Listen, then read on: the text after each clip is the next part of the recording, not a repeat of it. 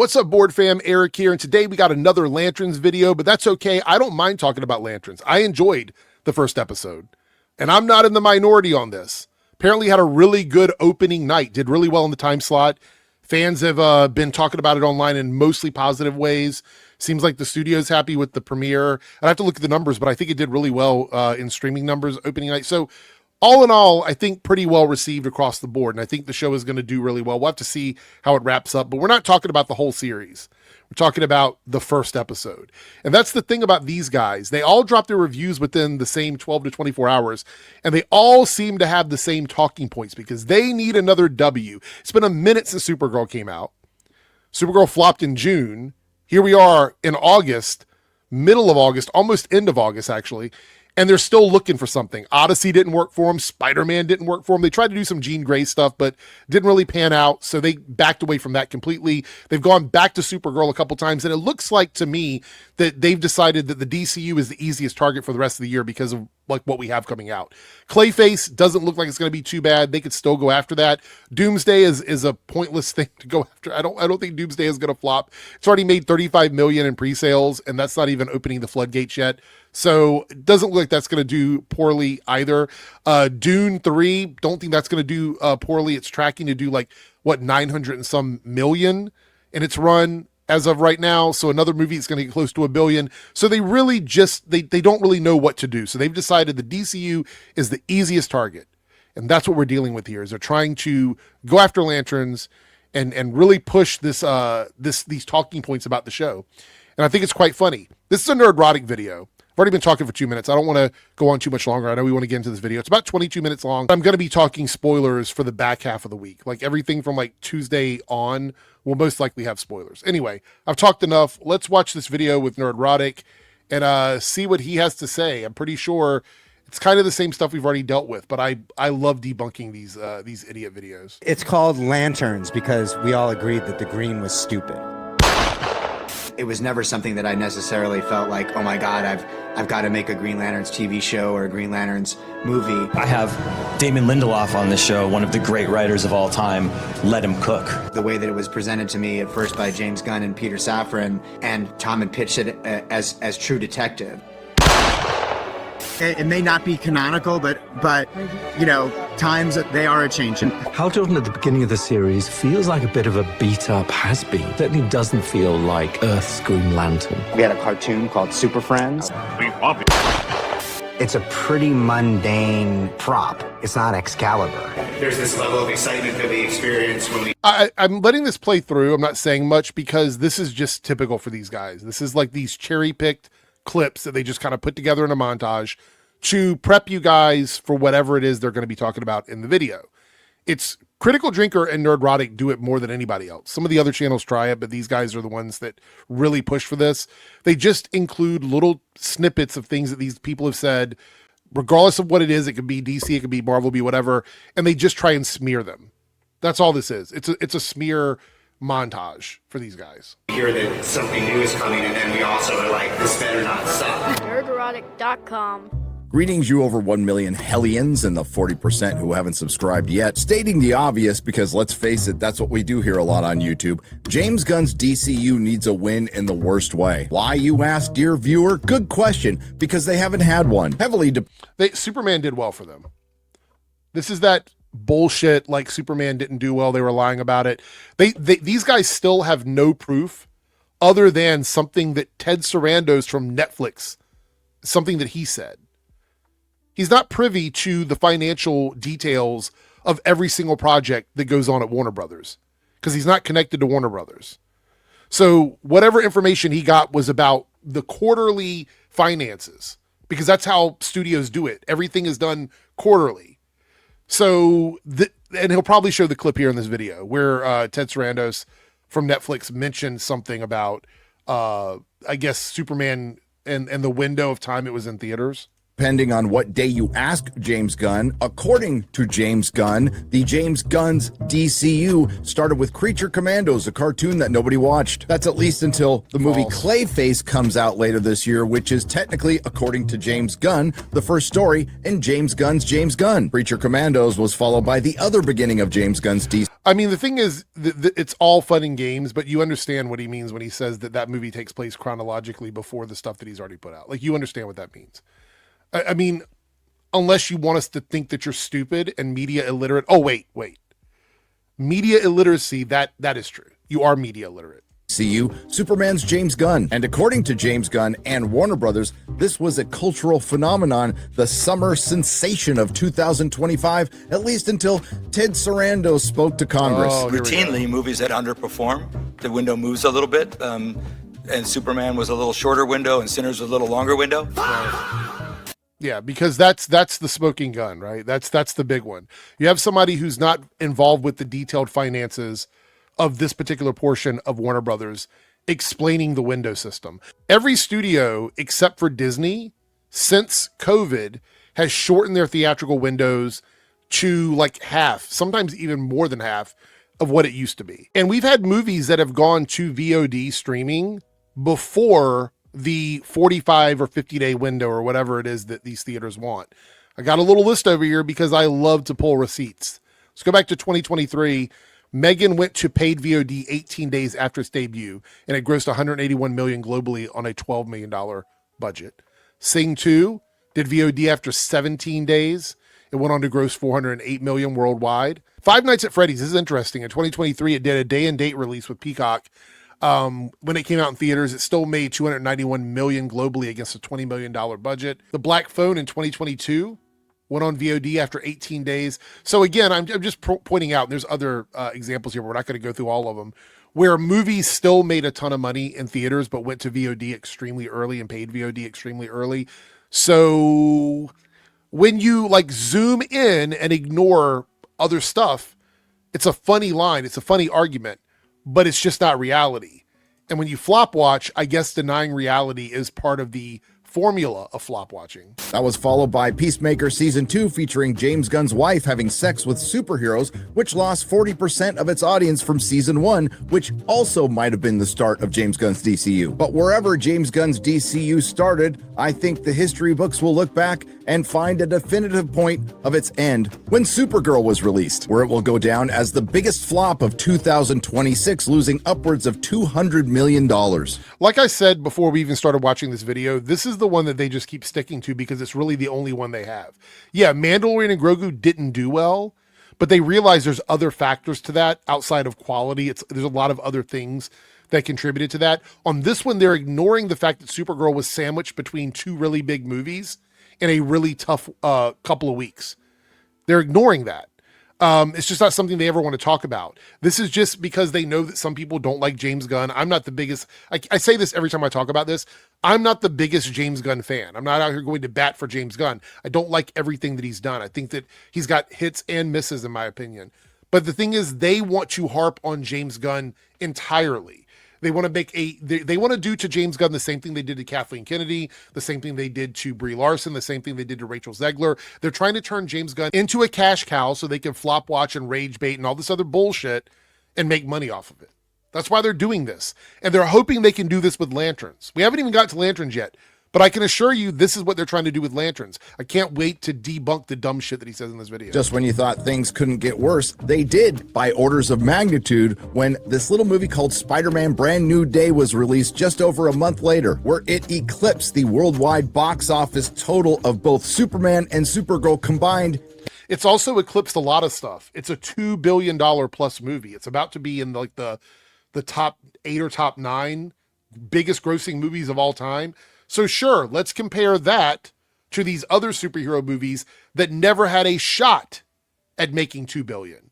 Let's look back historically at Spider-Man and see how it's performed to see that this movie always had a chance to do big numbers. But this is the thing. And it's also a Marvel movie. I know Sony released it before people get the comments. They were the distributor for it. They did finance the movie at 75%. Marvel and Disney pitched in 25%. But Kevin Feige's team, they're the ones that made Spider-Man. They're the creative team behind Spider-Man. And last time I checked, they were the ones also making the Fantastic Four and Thunderbolts and Captain America Brave New World. But these guys just routinely pretend that that's not the case. So now they've decided they're going to use Spider-Man against the DCU, even though Spider-Man, again, is part of Kevin Feige's creative team. In one weekend, James Gunn's DCU was utterly humiliated, and even the most ardent of James Gunn brethren are starting to jump ship. Add to that the inevitable Warner... What do you mean by that? You want to give examples of that? Are you talking about people that work with James Gunn, people in the industry? If so, there would be receipts for that. If you're talking about people on the internet, who gives a fuck? I don't give a fuck if some rando on Twitter doesn't like James Gunn. Who cares about that? Brothers Paramount merger, and the questions of his employment status are growing by the day. So yes, James Gunn's DCU does need a win in the worst way, and I did not intend for that to rhyme. Enter HBO's Lanterns, one of the very few James Gunn projects that's actually come to fruition. From showrunner Jamie Lindelof, a Jar Jar Abrams disciple from Bad Reboot, best known for Lost, a mystery box show. The left. Okay, so I want to point out that Lost was one of the biggest TV phenomenons of all time. It was. Yes, it was a mystery and it had a lot of questions and it's got a very divisive ending to the show. But the show did really well. It was a massive water cooler show. People loved to talk about Lost after each week's episode aired. It was like must-watch TV when it was out. I'm sure you can pick it apart looking in the rear view mirror. But at the time, that wasn't the case. And that's what matters. The show did well at the time it was out. But let's continue. Leftovers, a mystery box show, and HBO's Watchmen, a mystery box show, and it's a mystery how anybody could have liked it because it's one of the worst TV shows I've ever seen. And subjective. I don't care if he doesn't like it. The show did really well and people really enjoyed it. Let's keep in mind it was so popular, it got picked up for a season 2 and then canceled before it got made. Do we want to talk about why it didn't get a second season, since you're just like leaving that out? Damon Lindelof, the person that you seem to not like here, didn't want to do a season 2. And HBO didn't want to do a season 2 without him because season 1 was very popular and he was the creative person behind season 1. They didn't cancel it because it actually didn't do good or that nobody watched it. That wasn't the case. And you conveniently left that out, Gary. Conveniently. Interesting. Keep in mind, this is the very same Damon Lindelof who said they're not calling the show Green Lanterns because that would be stupid. It's called Lanterns. Yes, and he's already talked about this and said that it was a joke that he shouldn't have made. Let's move on from this. Because we all agreed that the green was stupid. But wait! There's more! But why stop there when you can bring in one of the worst contemporary comic book writers who pulled off the biggest rug pull in comic book history? When Batman and Catwoman were supposed to get married, Catwoman ended up leaving Batman at the altar. So I love selective cherry picking. It's one of my favorite things with these guys is when they'll pull up like one little page of a comic or one thing here and there and try to use that as a smear campaign. Let's talk about Tom King. He's one of the most decorated writers in modern comic book history. King has won multiple Eisner Awards.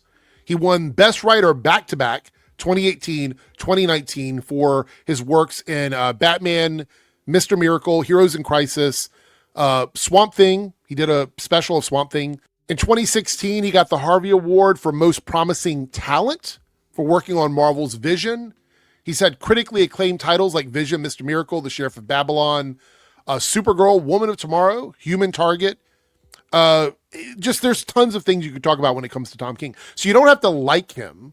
Like, I'm not saying that you have to like him, but to pretend that he isn't talented when literally people within the industry, his peers, people that run these awards organizations have decorated him with praise and accolades for his work. So again, you cannot like it personally and say that he's not your cup of tea. But to pretend that he doesn't deserve to be part of the team making these shows is just ridiculous. No surprise, America's dumbest entertainment company, Warner Brothers, who once considered maybe having Jack Black play Green Lantern, the very same studio that made Ryan Reynolds' Green Lantern, where they were so afraid of that failure, they went completely in the opposite direction by taking this grand space adventure and turning Green Lanterns into True Detective, when True Detective can't even be True Detective anymore. On the same... I mean, okay, so you don't like mystery shows. We get it. Mystery shows, mystery box shows, you don't like them. But here's the thing, when you're a content creator and you review stuff for a living, and this is what you do as a job, if you don't like a type of show, you can still watch the show and determine if the show is good based on the quality of things within the show. As someone who watches a lot of movies and TV shows, I can determine the quality of it. Like I can look at it and go, that's high quality. The story makes sense. The writing makes sense. The acting is good. Because that's what you're supposed to do when you're making this kind of content, is you're supposed to leave some of that bias aside. So it's wonderful that you don't like mystery and mystery box shows. It's great that you don't like that. But that's what this show was going to be from conception. We knew this a year ago. We've known about this for months now, that this show was going to take inspiration from these types of series where mystery is involved. This buddy cop type vibe with a more grounded style. We knew that already. So complaining about what it is when we've already known what it was going to be seems a little silly. Streaming platform where you can just go watch season 1 of True Detective. Now, before I heard Damon Lindelof or Tom King were involved, I was actually looking forward to a Kyle Chandler, Hal Jordan, and an Aaron Pierre John Stewart. But then I read the plot leaks for episode 1, and unfortunately, they were true. So there's been I found 2 different Lanterns pitches that existed, right? So we had the one in 2019 with Greg Berlanti and Mark Guggenheim. There was going to be a space opera. And that was the plan from 2019 to 2022. And then they changed it up once James Gunn took over, and James Gunn wanted something a bit more gritty, something a bit more, or less space opera and more like a grounded Lantern show. And then we found out exactly what that meant in May of 2024 into June of 2024 when they brought in the team with Chris Mundy, Damon Lindelof, and Tom King to do this 8-episode series that was going to be like Prestige Max TV on like a Sunday, not Max TV, HBO Prestige television on a Sunday night. So we've known for a while now that this was the team behind it. So are you telling me for 2 years you forgot that these guys were part of the creative team?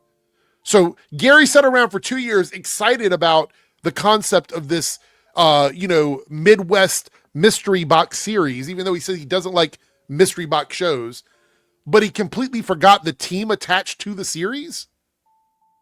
I'm going to press X to doubt on that one. Disclosure, I've never been the biggest Green Lantern fan, and my favorite Green Lantern is Guy Gardner from Justice League International. Now, I've enjoyed some stuff. Emerald Dawn is brilliant. I've liked some Kyle Rayner stuff, and his run's most unintended notable contribution to the comic book industry was his girlfriend being stuffed into a refrigerator, leading to Gail Simone, someone who loves their refrigerator, to coin the term fridging. What is fridging? I love the subtle dig at how she looks, right? Like when people ask me why I'm okay with making fun of how these guys look, it's because they've already opened the door. Once you've opened the door and you start talking about how unattractive people are, how fat they are, how skinny they are, once you've done that, it tells me that you have no problem engaging in that, and I will reciprocate. I'm not above that. I can be really fucking petty. I just want you guys to understand. I can be extremely petty. Once you have told me that you're okay with a method of ridicule, then I'm okay reflecting that method back to you. And I don't give a fuck. So the fact that you don't like Gail Simone and you want to make fun of how she looks. Also, it's really interesting to me that you had an issue with the way people were talking about your wife. You had an issue with that. Everybody around you had an issue with that. How dare they talk about her? How dare they talk about his wife? But here you are doing this to Gail Simone. Now, again, you don't have to like Gail Simone's writing. You don't have to like anything she's ever done. That's quite okay. But once they've opened the door to insults, I have no problem reciprocating. Is a literary and media trope defined as killing, harming, or incapacitating a character, typically a female love interest or family member, solely to provide emotional motivation or advance the storyline of the protagonist. And the great irony is, somebody rather important got fridged in Lanterns. And yes, HBO's Lanterns, a show about a guy who wears a green suit with a green ring that can manifest things like bottle openers with his willpower, yet it would be crossing the line into absurdity if they called it Green Lanterns, is a mystery box show. And what? Why do you care so much about the title? Like, why do you give a shit? What difference does it make that it's not Green Lanterns? Is that really one of the biggest issues you have with it, is the title? I mean, like, this is just ridiculous. Even if it was called Green Lanterns, would that make the show better? Like, would you like the show more? Would that all of a sudden make the content within the show better if the title card said Green Lanterns? instead of lanterns. That's why I'm saying it's such a ridiculous argument. The name of the show doesn't matter because your issue with the show isn't the name. So it's just a dumb thing to even bring up. It's just stupid. Also, as far as like fridging Hal to advance the story, we don't really know what that looks like in a show where Hal is going to be on the show every week, even though the mystery is that he was shot at the end of the episode, or we think he was shot. We don't know if it was him for sure. So it's not the same as like fridging him and then we don't see him again. He's actively going to be a part of the show for the remainder of the season.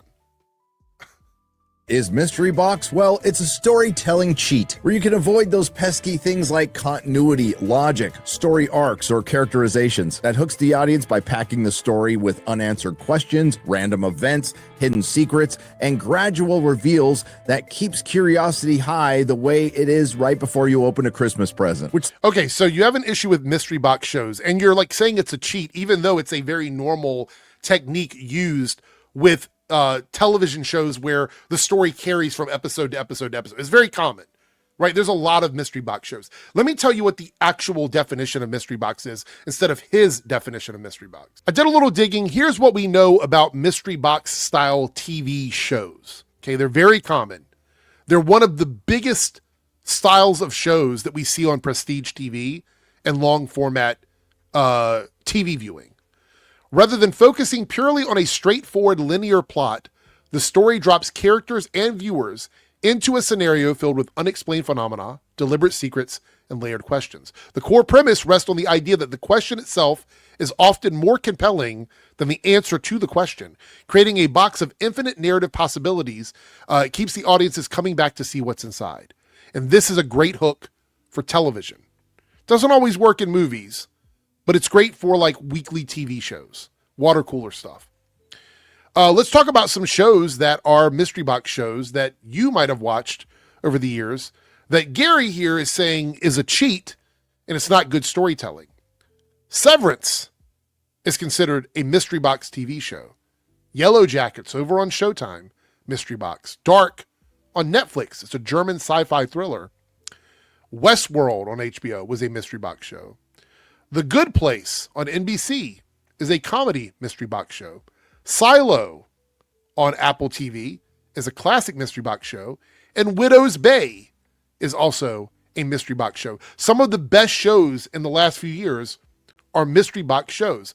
But according to Gary here, it's a cheat and it's not good storytelling. It is possible they're actually just 100% media illiterate and do not understand any of these concepts entirely. But I will say the fact that he created a fake definition for Mystery Box does lean into the idea that he knows what he's doing, and this is all just a way for him to make money on YouTube. Leads the audience to do theory crafting where most of it won't even happen, and more often than not with Mystery Box. What's in the box? Nothing! The first episode. Yeah, and you just leave out the fact that the question and the journey is the purpose of the Mystery Box TV shows. That is entirely the purpose. You don't have to like it, but what he's doing here is he's establishing. So this is what's happening. Let me make this very clear for you guys. He's doing this so he's establishing that the show's premise is bad. Because he knows that it's going to be really hard to convince you that the acting is bad or that the story is bad. It's going to be a lot harder to convince you of that. So if he starts out saying the foundation of the show, the fact that it is a mystery series with a Mystery Box element to it, means that it is bad. So he's already setting this up so that he doesn't have to do a lot of work.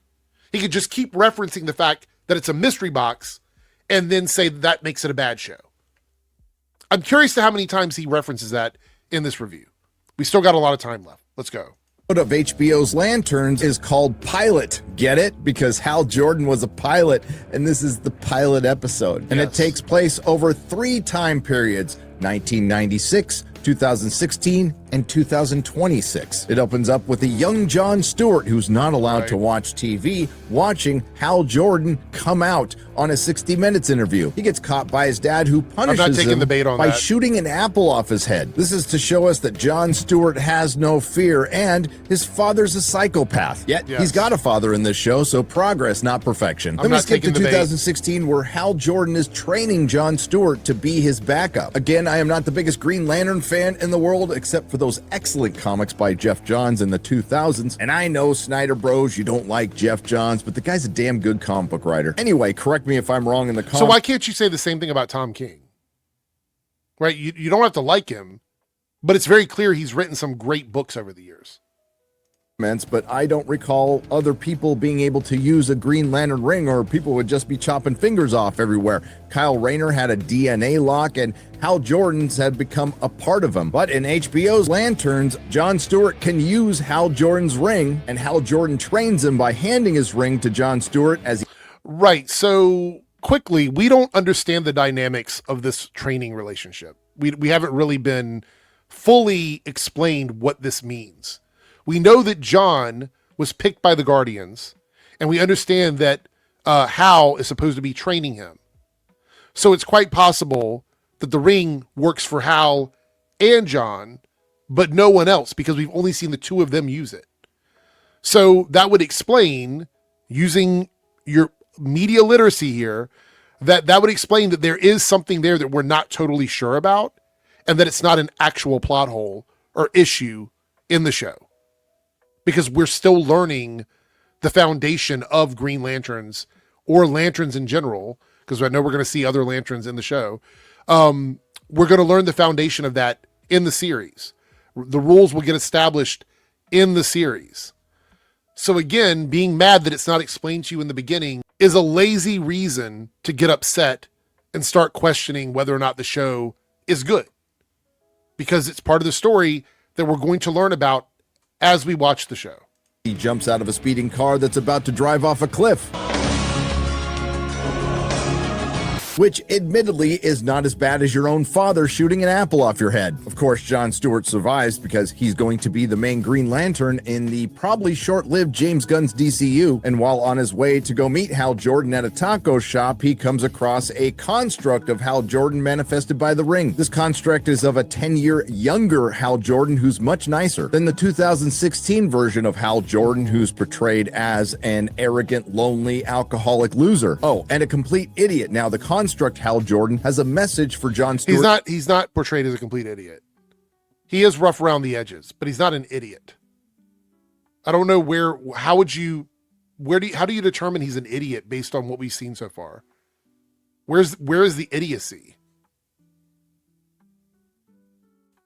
I'm not sure where that is. To give 2016 Hal Jordan. There's hail in Rushville, Nebraska, and once Jon Stewart gives Hal Jordan that message, he flies off. And that will be the setting for our grand Green Lantern space adventure, and another opportunity for Damon Lindelof to show off his clear disdain for Middle America. Now, Lanterns is really trying hard to be... His clear disdain for Middle America. Why would he pick that setting if he didn't like it? And you don't have any proof that he has a disdain for Middle America.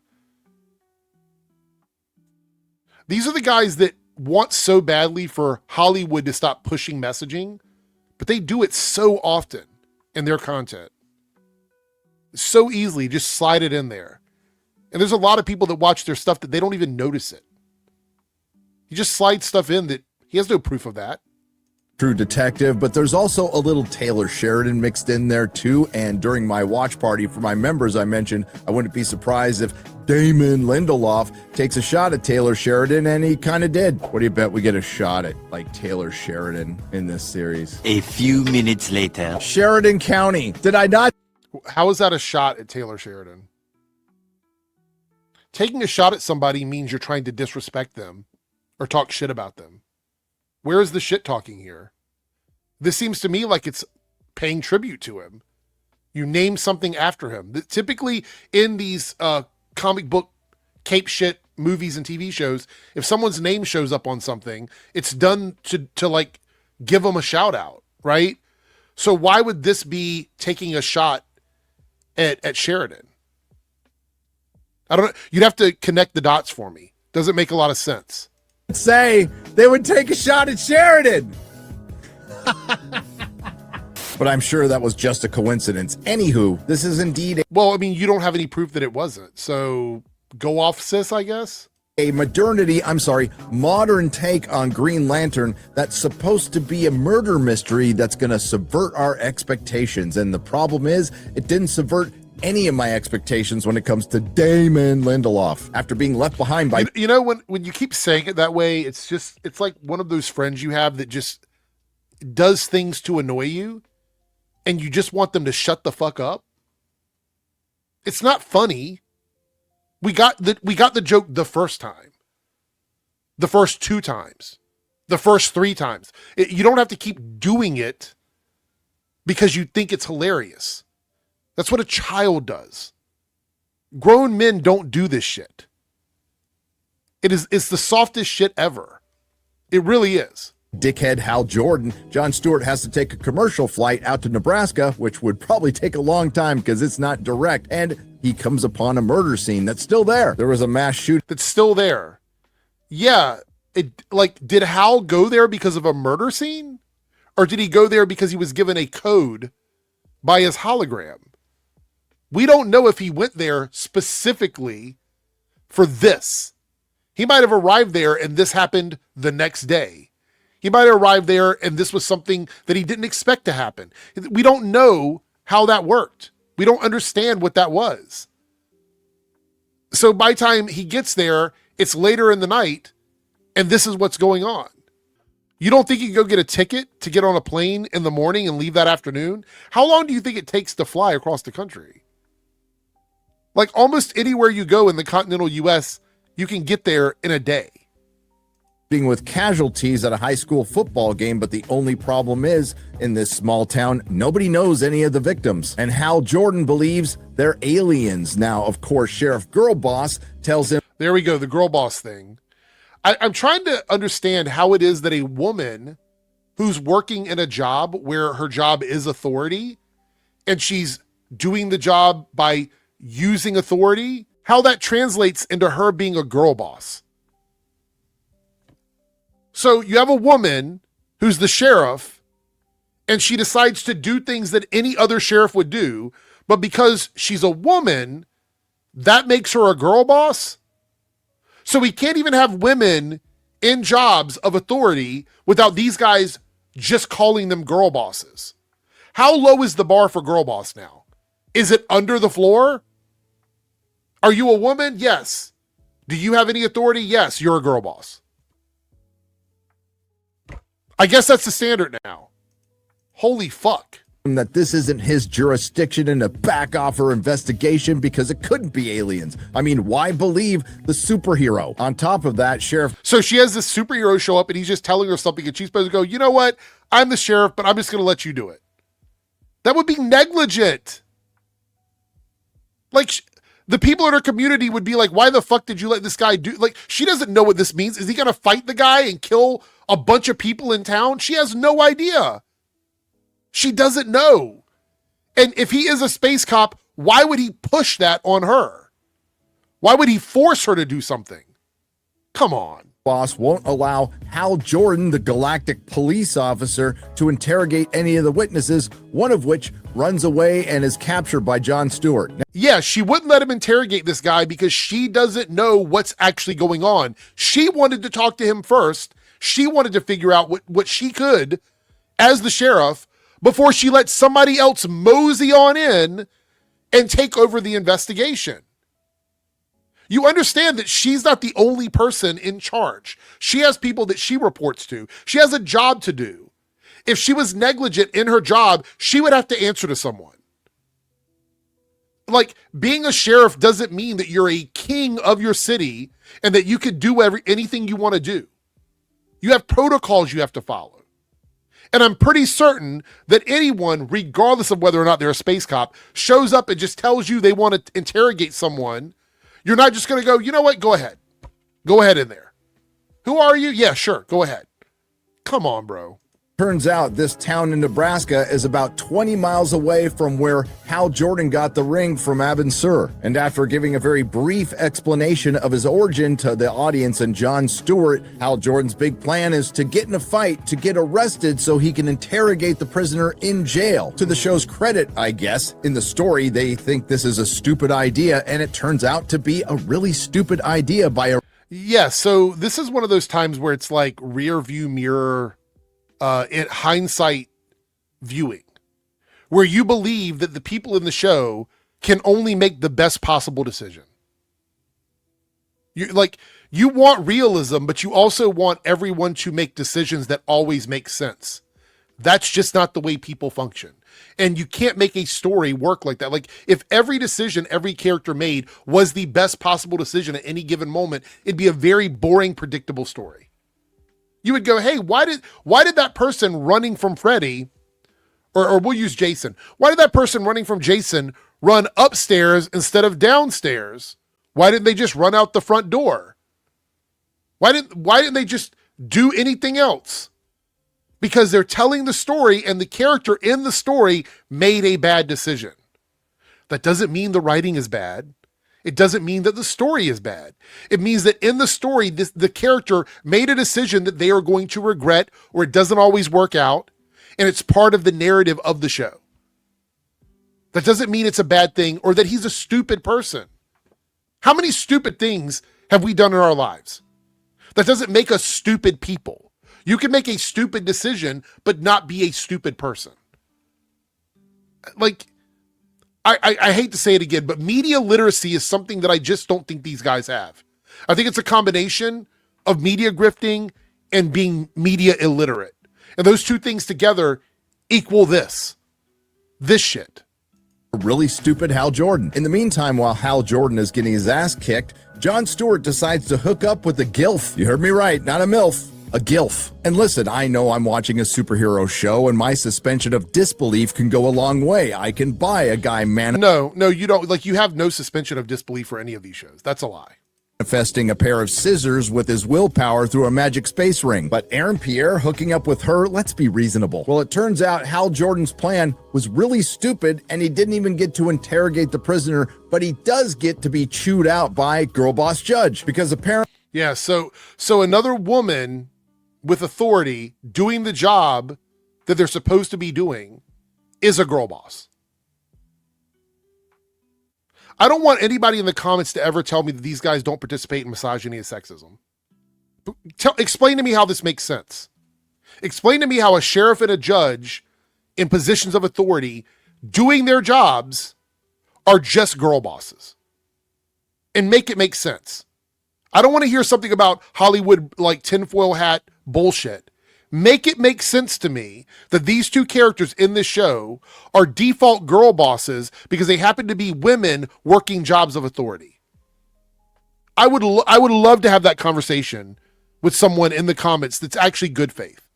Apparently, being one of the world's first known superheroes and saving planet Earth multiple times doesn't mean shit to a female judge, which honestly checks out. But the worst... So what? The judge is supposed to just let him do things and break the law because he's a superhero? Is that what you're suggesting? I can guarantee if I go back through your videos, you have probably chastised Marvel and DC for vigilante superheroism being done and nothing happening. Like, one of the biggest issues that you guys have with a character like, I don't know, Jean Grey, you just argued about this with Spider-Man Brand New Day, is that she uses her powers irresponsibly, and therefore that makes her a villain. Even if she does things to save people, her using her powers irresponsibly makes her a villain. Correct? So if Hal Jordan, regardless of him being a hero, decided that he just wanted to break the law and use his powers irresponsibly any way he wanted, that would make him a villain. So where is the line at? Where's the line? How many good things does someone have to do to be allowed to do bad things and break the law? At what point is that okay? At what point are you just going to say there is no standard? It's just that he's a guy and they're women, and therefore he should be able to do anything he wants with his powers. But women can't.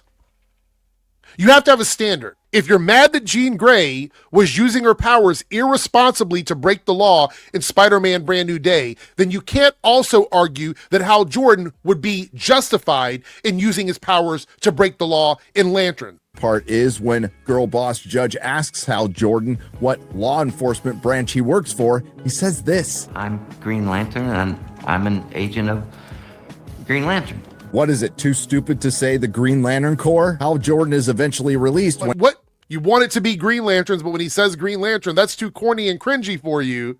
That's a problem. Silly, stupid. He should have said Green Lantern Corps. So the show should have been called Green Lantern Corps? Is that where we are now? So now it needed two words added to it, I guess. When he's represented by Sheriff Girlboss's husband, and bailed out by her father-in-law. A Taylor Sheridan villain played by Garrett Dillahunt from Deadwood and Army of the Dead, who is Will Macon, and I'm assuming he's the villain of this story because Garrett Dillahunt always gets cast as the villain. And this is where we get more trademark fragmented information of a mystery box tale. Again, Will Macon is the father-in-law of Sheriff Girlboss, and he is in charge of a ranch, but he doesn't own it and can't talk about it due to an NDA that houses a militia. Because you know what's Hollywood's worst fear and what they think every town in middle America has? Some megalomaniac ranch owner with a militia. And yes, it also doesn't help that the only bad guys Hollywood can depict nowadays are white guys with guns. Now in a scene before this, Sheriff Do you know for sure that everybody that's working for him are going to be white guys? What if we tune in next week? I can't even believe I'm engaging in this because this is just brain rot shit. But what if we tune in next week and some of the people working for him are black guys or Native American or Latino? What then? Then are you going to go back and correct yourself and say, I was wrong. I guess it isn't all white guys. Is that what you're going to do? Or are you just going to ignore the fact that you turned it into culture war stuff? They don't make a point in the show of talking about being white guys. Like they don't say this is the white guy militia. This is so dumb. Sheriff Girlboss warns Hal Jordan that he has time to walk away because he doesn't want to mess with Will Macon. He's not a man you want to owe. It's not too late. You can just fly on home, spare yourself the moment not too long from now when you wish you'd never come to this place. And I'm not sure why she would believe that the galactic police officer who's been in cosmic wars would be intimidated by the head of a militia. But this is because maybe there's more to the militia than it just being an Earth-based group of guys with rifles. Maybe she knows there's more to it. Do you not understand the TV show at all? She's connected to this family. We know that there's probably more going on with them that we're being told in the very first episode. So she might be telling Hal Jordan this because she doesn't want him to go up against people that have weapons that might actually be harmful to him. Because she can't actually tell him in the moment what's happening because she's being watched by this guy, because we're going to find out in a second that he's got eyes all over the fucking area. Maybe the entire state, maybe the world. We don't know. He's got eyes everywhere. So we know that he's watching everybody. So she can't tell Hal exactly what's going on because she might be worried that he knows. And how would he know all of this? Well, probably because there's some technology involved that we're not aware of that isn't Earth-made technology. You start to put these little pieces together and you go, maybe something else is happening. Because otherwise, it does seem a little silly. But that's probably because there is something else going on behind the scenes. Mystery box, so there's probably more to the story unless there isn't. But again, we do learn. So you do understand then. You do understand, but I forgot. It's mystery box, so that means equals bad. That must be bad storytelling to leave unanswered questions in the first episode of an 8-episode season. Few things from this conversation in the kitchen, and I would like to remind you that this is a Green Lantern show where some of the most interesting things came from a conversation in the kitchen, including Jon Stewart being a vegan. Ordered you up some tofu steaks. And it turns out Will Macon bailed out Hal Jordan because he is aware there might be an alien invasion in Rushville, Nebraska. It's almost like there's a possibility that later on in the show, we meet a Jon Stewart that eats meat. And somebody goes, that's weird. I remember Jon Stewart was a vegan. So why would Jon Stewart be eating meat? It's almost like they put that little bit of information there so that later on we might see a character pretending to be Jon Stewart, and this particular guy is interacting with him and sees him eating meat. or eating something that's not vegan? Does he know this? Good question. For another time. And this is where we get our first inclination of what the possible themes will be in the Lantern show, or it's just the writers inserting their personal beliefs in a simple conversation, where this wealthy and influential Midwestern cowboy launches into a conversation about colonization. This land we're on right now, it was Kiowa, then Sioux, but across the ocean, boats were coming. Colonization is ugly from any angle, but it is particularly bleak if you're the one getting colonized. Now, the conversation in of itself is fine. It's just that usage of the word colonization. It stood out to me. It's a bit odd. It's a bit Marxist academic. Why not just... This is just so brain rotty to me. So you have a guy here who is using the proper terminology of colonization because he's talking about an alien invasion coming to Earth and coming after people. So he's trying to make this work in a way where they both understand where they stand in this moment. And your issue is the word colonization, not the conversation, just the word. And so your accusation is that the writers, without any proof whatsoever, are using this term because it's modern Hollywood. You have no proof of it, but you're the one that's bringing it up. You're the one that's talking about it like an anti-culture situation where you're just pointing out that maybe they use this because they're trying to inject their own personal politics. But we know for sure that your rejection of this is because of your own personal politics. So when it comes to them, it's a speculation. But when it comes to you, we know for sure because you're telling us right now. Use the word conquered or enslaved. Either way, either he's an alien or this is written by modern Hollywood, and I think both are true. Now, Hal Jordan responds that, you know what, the galaxy's kind of a peaceful place, and then Will Macon shoots back with, then why are there space police? And this is something Hal Jordan should know, considering earlier on in the episode he mentioned he got back from the planet Farron 4, which was on the brink of a civil war. And later on, when Hal Jordan questions what Will Macon's motivations are, because we have no idea, it's a complete mystery within the mystery box, Will Macon responds with what essentially is part of Hal Jordan's job. How about we both want to protect the planet from anybody not born on it? Based. And just when you think they're building... Okay. What's the issue with that? You said based, but you were framing it like it was a negative because it's part of your anti-mystery box narrative. So it's almost like you don't mind the mystery box stuff when it speaks to your sensibilities. But when it doesn't, then it's a problem. You're telling on yourself, Gary. Up a pretty good bad guy here who honestly I agree with quite a bit. They cuck him because... Wait. You agree with the bad guy? I just want to make sure I hear this all the way through. How about we both want to protect the planet from anybody not born on it? Based. And just when you think they're building up a pretty good bad guy here who honestly I agree with quite a bit, they cuck him because it just so happens that the gilf Jon Stewart got it on with in the parking lot of the bar was his wife, and he knows about it. Nothing better than eating off another man's grill. Moving past the... So one thing I've noticed with this scene in particular is that you guys don't seem to understand it's telling multiple things to us as viewers at the same time. The first thing it's telling us is that John doesn't really connect with other people. Like he's not even into the thing he's doing in the car with her. And he's having a hard time connecting with her as a person. So there's this complete wall up between him and everybody else that probably comes from the trauma of growing up in the household that he grew up in. And we'll find out more about that, I'm sure, as the show continues. But also the fact that this man knows that this was going on when they were in the car by themselves means either his wife is just going back and telling him this stuff. Maybe she was doing it to gather information.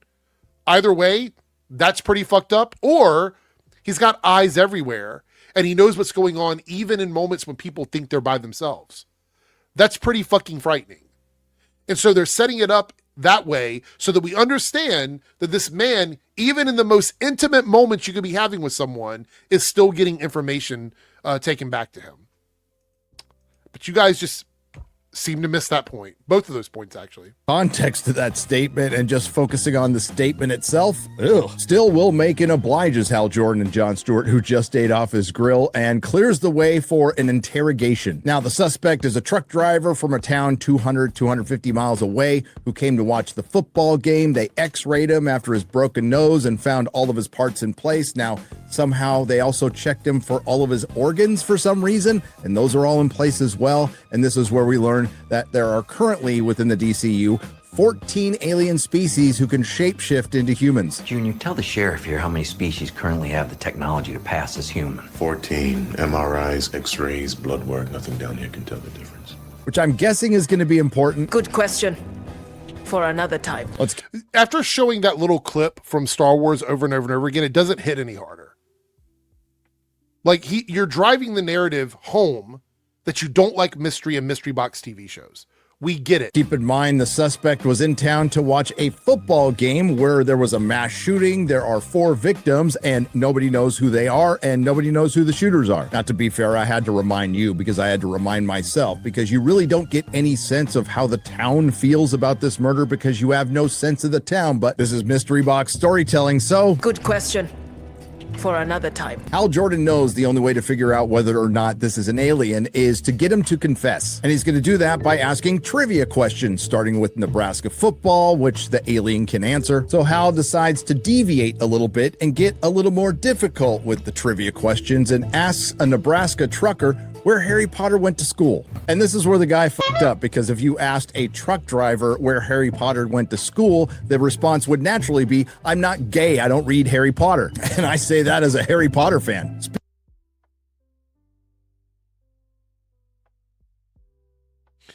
I'm not taking the bait on that, but I just had to pause there for you guys to understand how fucking stupid that comment was.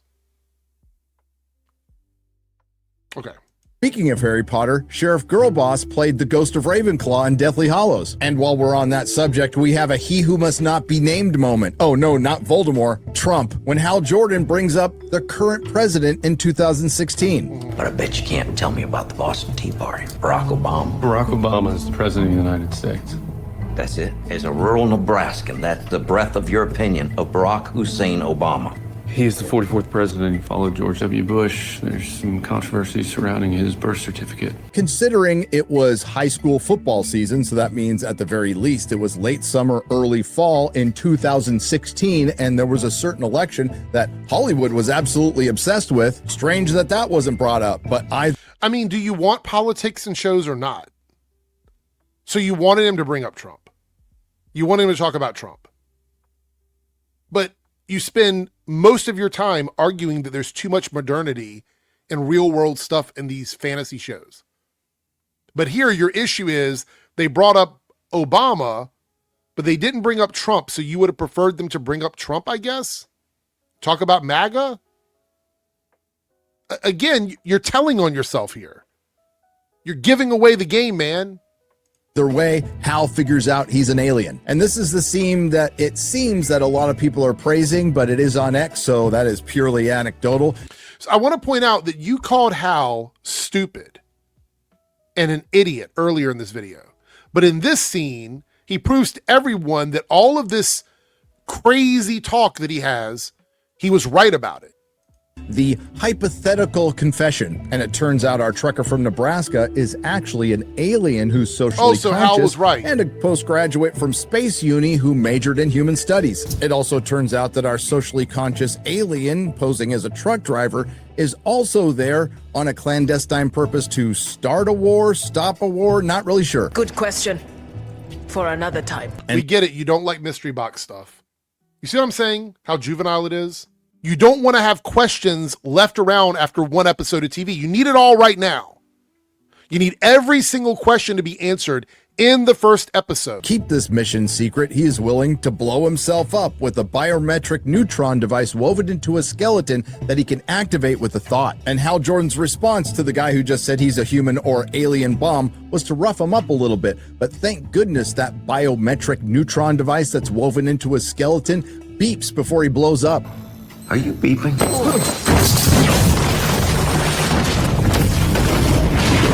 Now, why would a socially conscious, advanced alien race that can weave in a biometric neutron device into a skeleton have it beep before it blows up? I don't know! Do you really need the answer to that? Is that really important to you? That's the burning question in your mind, is why it beeped?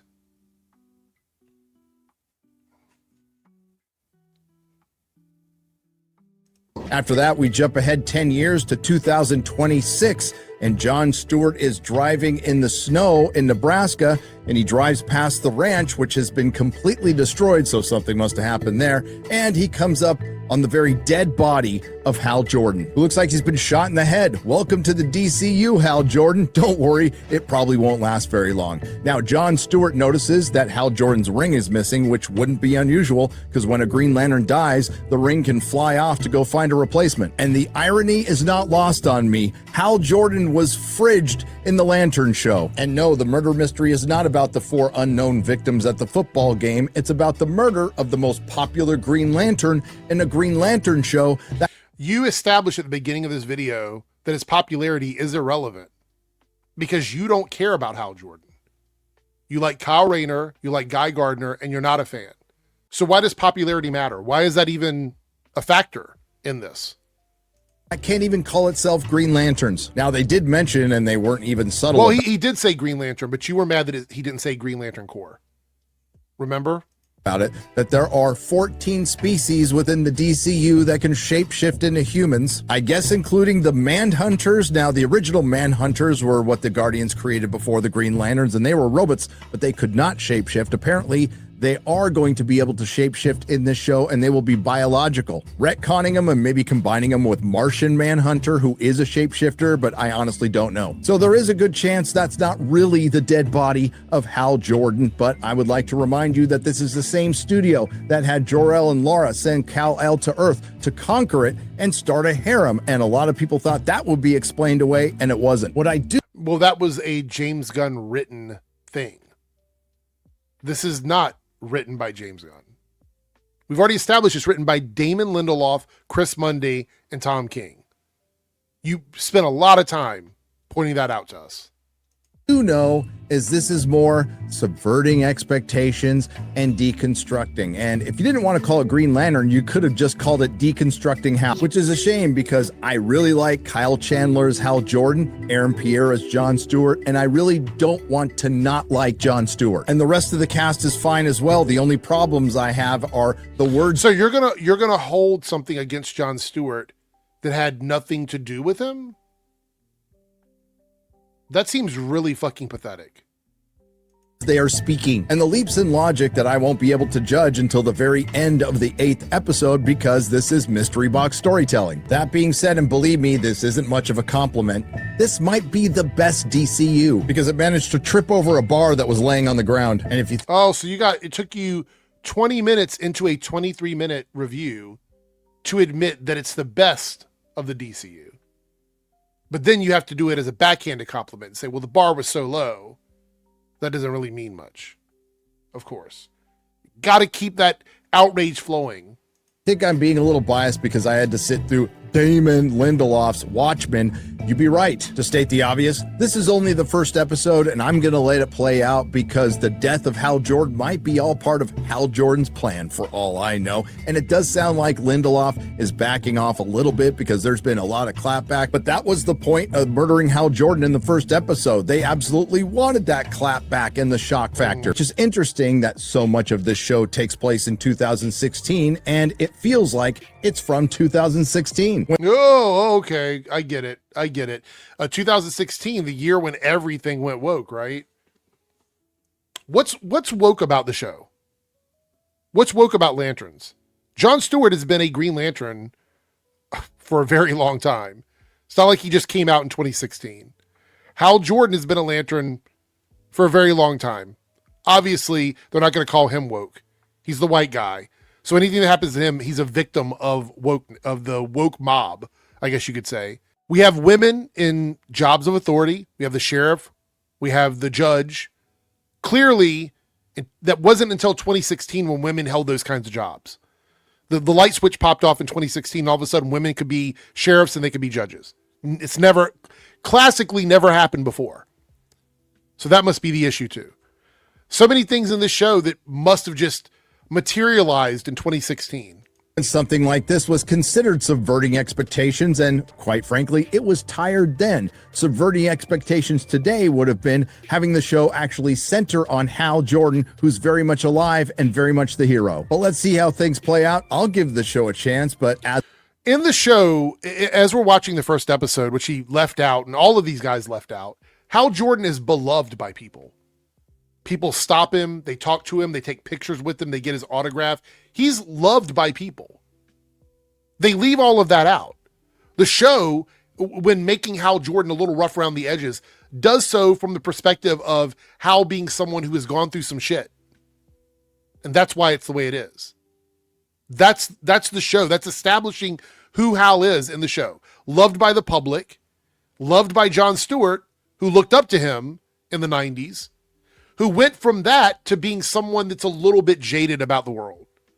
And we're going to get the story on why that is, I'm sure, as we go through the show. Because Kyle Chandler is going to be Hal Jordan in jumping around through time until the end of the season. And then we don't know what's going to happen. So I don't see why that's an issue to have Hal in this position on the show. Yeah, I think it's a really ballsy move to do a Hal Jordan death at the end of the first episode. But a lot of people, especially the millennials and Gen Z, think of Jon Stewart as Green Lantern.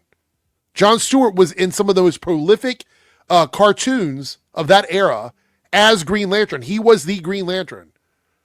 So acting like Hal Jordan is somehow more important to the millennial Gen Z audience that's going to be tuning in and watching this is pretty crazy. You don't have any proof of that. And Hal Jordan wasn't even your favorite Green Lantern. as of now, I think my pal Mahler says it best. Hey, you guys, see the new modern take on a well-loved hero? He's a drunken, disheveled, arrogant, selfish, lonely, idiotic loser, and he gets executed. Tune in next week to figure out this mystery. So the funny thing about this comment from Mahler here, let me go back for a second. All of these things are part of the mystery box that Gary hates so much. We don't know how he got to this point. We don't understand that. But we get little drops in the show that this wasn't always who Hal is. And they just ignore that. Tune in next week to figure out this mystery. I think the biggest mystery of all is why do they keep giving these shows and films to people who don't like comic book heroes or even heroes? And yes, I know Damon Lindelof wore a Green Lantern shirt at a Comic-Con panel one time, so he's more than qualified to run this show. And again, everything might turn out fine, and this is much ado about nothing, and Hal Jordan, Guy Gardner, and Jon Stewart will go off and join the Green Lantern Corps. Sure, Jon Stewart and Guy Gardner are going to be in Man of Tomorrow, and Kyle Chandler's Hal Jordan isn't, but that doesn't mean he's permanently dead. He could become Parallax or Spectre. Who knows? Guess we'll just have to find out. Only 7 episodes to go, and I'll be checking in at least 2 more times. And in closing, I'd like to go out with an Alan Moore quote about... No, we're not going to do that. This is what these guys are doing, everybody. I want you to pay attention to this. It's my closing remarks about this. They need a W. They haven't had one for a while.